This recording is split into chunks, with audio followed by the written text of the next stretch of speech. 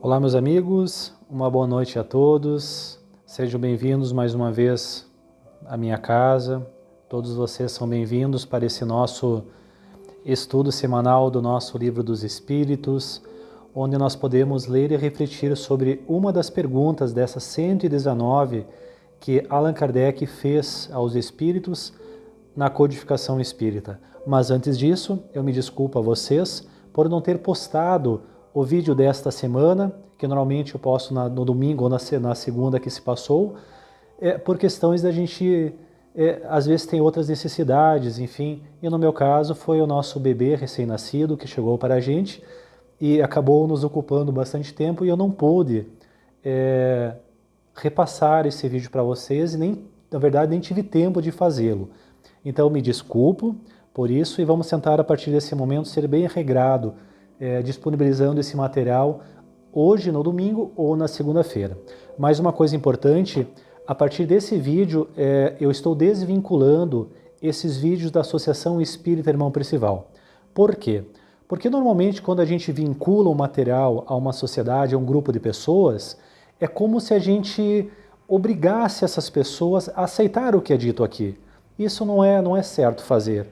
Então esses vídeos são de cunho pessoal, esses do estudo da questão do Livro dos Espíritos acaba ficando de cunho pessoal e a gente segue disponibilizando a todos que tiverem interesse os vídeos gravados das nossas sessões junto ao nosso Centro Espírita Irmão Percival. A gente vai tentar manter essas gravações e disponibilizar a vocês que têm um interesse em continuar escutando e ouvindo uma palavra amiga, cheio de afeto dos irmãos que lá trabalham, inclusive que eu também presto auxílio, não é?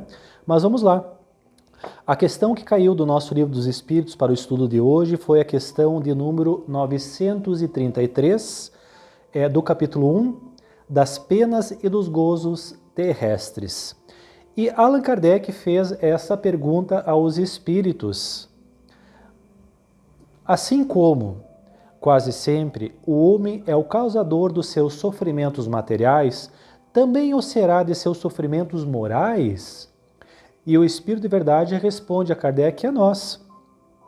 Mais ainda, porque os sofrimentos materiais algumas vezes independem da vontade, mas o orgulho ferido, a ambição frustrada, a ansiedade da avareza, a inveja, o ciúme, todas as paixões, numa palavra, são torturas para a alma. A inveja e o ciúme. Felizes os que desconhecem esses dois vermes roedores.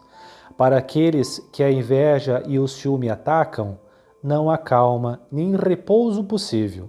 À sua frente, como fantasmas que não lhe dão trégua e o perseguem até durante o sono. Se levantam os objetos da sua cobiça, do seu ódio, do seu despeito. O invejoso e o ciumento vivem ardendo em contínua febre. Será essa uma situação desejável? E não compreendeis que, com as suas paixões, o homem cria para si mesmo suplícios voluntários, tornando-se-lhe a terra um verdadeiro inferno? E Kardec complementa essa resposta. Muitas expressões pintam energicamente o efeito de certas paixões. Dir-se ímpar de orgulho, morrer de inveja, secar de ciúme ou despeito, não comer nem beber de ciúmes, etc. Este quadro é sumamente real. Acontece até não ter o ciúme do objeto desejado. Há pessoas ciumentas por natureza, de tudo o que se eleva, de tudo o que sai da craveira vulgar. Embora nenhum interesse direto tenha, mas unicamente porque não pode conseguir outro tanto, ofuscando-as tudo que lhes parece estar acima do horizonte, e se constituísse maioria na sociedade, trabalhariam para reduzir tudo ao nível que se acham.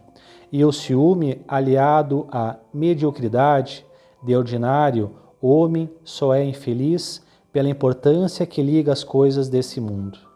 Faz-lhe a infelicidade a vaidade, a ambição e a cobiça desiludidas, e se coloca fora do círculo acanhado da vida material, se elevar-se seus pensamentos para o infinito, que é o seu destino, mesquinhas e pueris lhe parecerão as vicissitudes da humanidade, como são as tristezas da criança que se aflige pela perda de um brinquedo que resumia a sua felicidade suprema. Aquele que só vê felicidade na satisfação do orgulho e dos apetites grosseiros é infeliz, desde que não se pode satisfazer, ao passo que aquele que nada pede ao supérfluo é feliz com o que os outros consideram calamidades. Referindo-nos ao homem civilizado, porquanto o selvagem, sendo mais limitado às suas necessidades, não tem os mesmos motivos de cobiça e de angústias. Diversa é a sua maneira de ver as coisas. Como o civilizado, o homem raciocina sobre a sua infelicidade e a analisa. Por isso é que este o fere.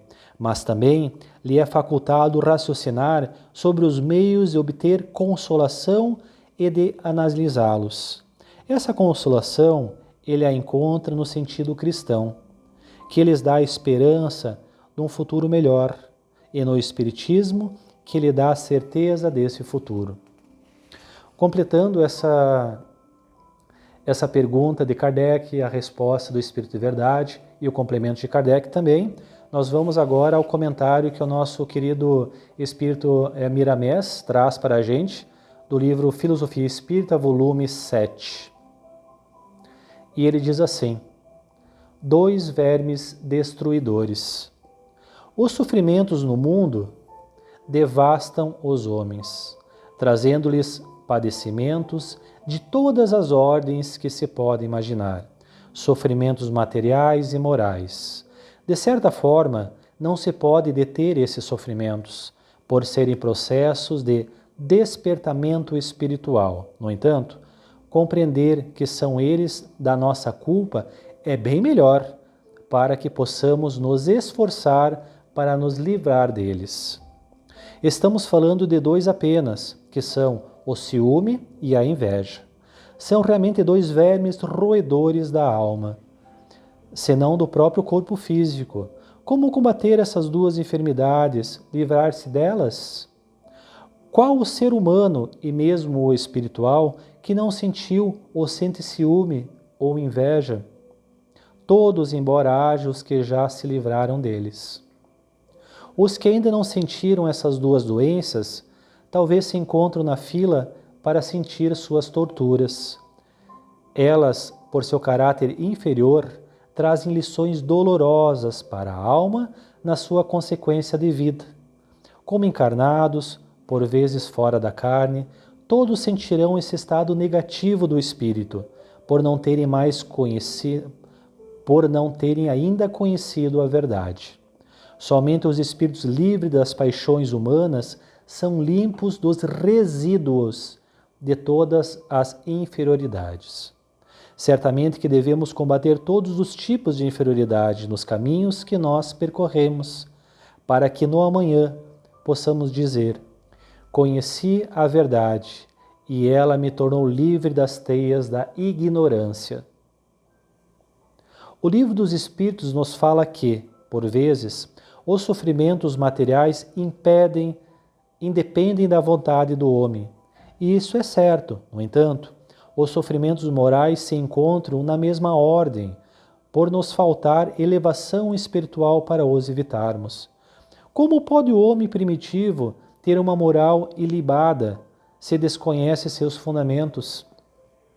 Os sofrimentos materiais e morais somente desaparecerão quando o espírito ascender pelo despertamento dos seus dons espirituais. O tempo se encarrega desse trabalho. Todas as almas que não têm experiências qualificadas na consciência pura desconhecem a paz e a tranquilidade. Não questionamos a Deus, nem tampouco o responsabilizamos pelos desastres que essas 2 forças promovem em nós. O esquema está traçado para o nosso destino, E como Deus é onisciente, Ele já sabe disso. E se deixou que assim acontecesse, é que precisa ser desse modo. Nem nós mesmos temos culpa de nossos deslizes. Temos culpa se não combatermos nossas inferioridades, já conscientes dos caminhos onde as paixões nos levam.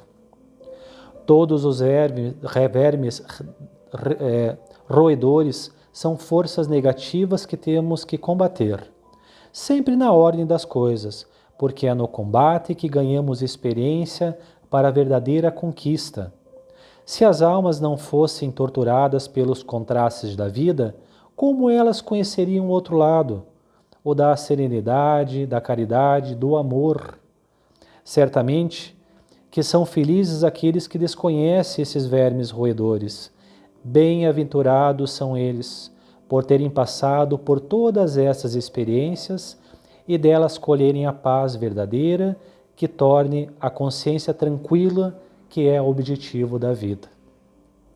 Compreendamos, pois, a necessidade do nosso esforço visando a melhora da nossa vida moral e material, pois o conseguiremos, por estar no destino de todos.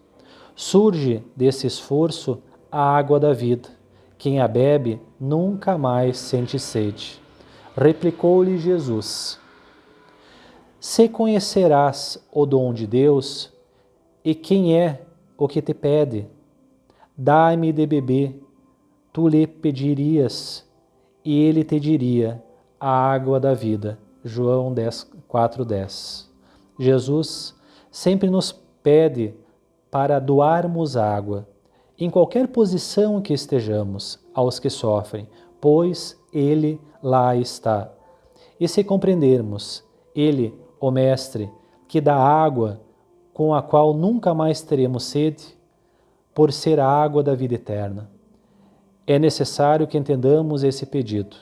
As imperfeições são fantasmas dentro de nós, e à nossa frente é a consciência em Cristo que nos pede para expulsá-las, ambientando-nos com o amor e a caridade, para que a salvação estale na nossa intimidade o sol da verdade e da luz de Deus no coração. Limpando-te do ciúme e da inveja, ficarás livre de muitos fantasmas que corroem a alma, como carrunchos invisíveis, aos quais não devemos matar, nem nos servirmos dele para a nossa revolta, e sim transformá-los em vida, em experiências e cultivo da própria paz.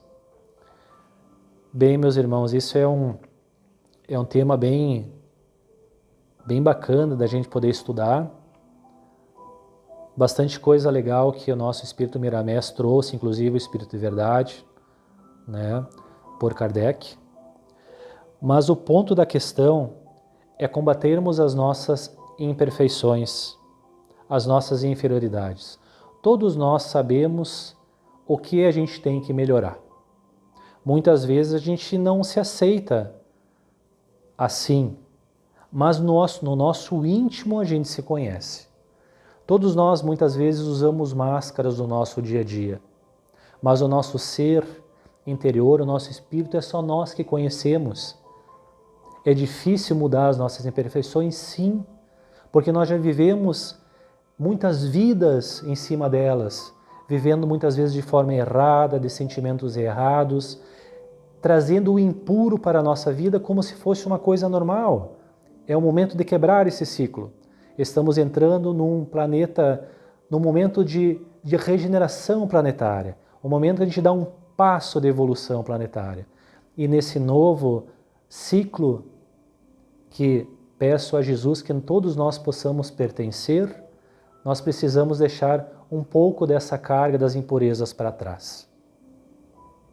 O que Jesus pede, o que os Espíritos de Luz pedem é que nós não mudemos nenhuma só vida. A gente não vai conseguir, porque todos nós temos as nossas doenças espirituais.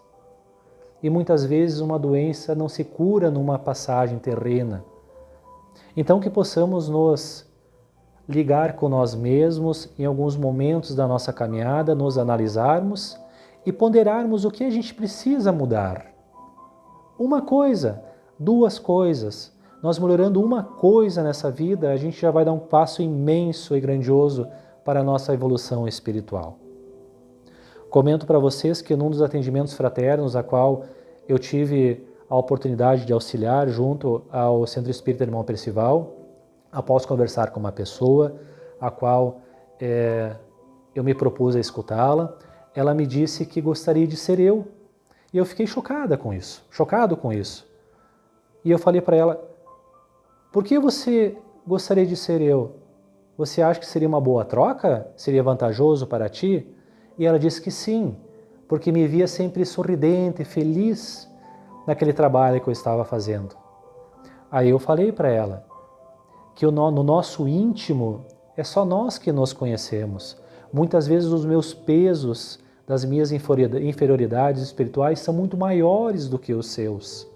Então, de forma alguma, eu quero fazer uma troca que seja desvantajoso, tanto para mim quanto para você. Porque muitas vezes a gente usa máscaras. E a gente usa essas máscaras para não mostrar o nosso ser como realmente ele é. Mas o importante é que a gente esteja no caminho do bem. Aos poucos, como aqui disse, tudo vai se resolvendo com o tempo, com o nosso esforço. Trabalhando no bem, chega uma hora que teu corpo necessita disso. E aí teu espírito adquire, suga essa energia para dentro dele, e isso acaba sendo uma coisa natural que ele leva para as outras vidas, que é o nosso tesouro espiritual, as nossas virtudes, o que a gente fez nessa vida, e muitas vezes a gente acaba sofrendo pelas coisas que a gente deixou de fazer. Então está aqui o nosso momento de tentarmos ser melhores, um passo de cada vez, acabando no possível, pelo menos com a inveja, com o ciúme, que são coisas muito pesadas para a gente. E com certeza, com a ajuda da espiritualidade, eles vendo que nós temos a intenção de mudar, a gente vai ser intuído pelo bom caminho.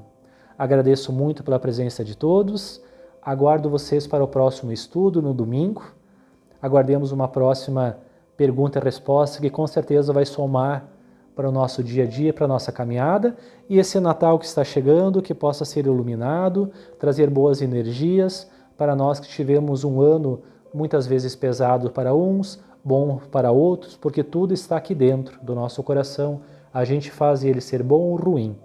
Então realmente espero que Jesus possa nos abençoar e trazer muita luz, muita alegria e a certeza que todos nós chegaremos ao objetivo comum, que é o objetivo da perfeição. Acreditem nisso, somos espíritos imortais, numa caminhada terrena, temporária, mas espíritos imortais. Que Jesus possa abençoar todos nós, hoje e sempre. Amém. Fiquem com Deus, meus amigos. Até a próxima.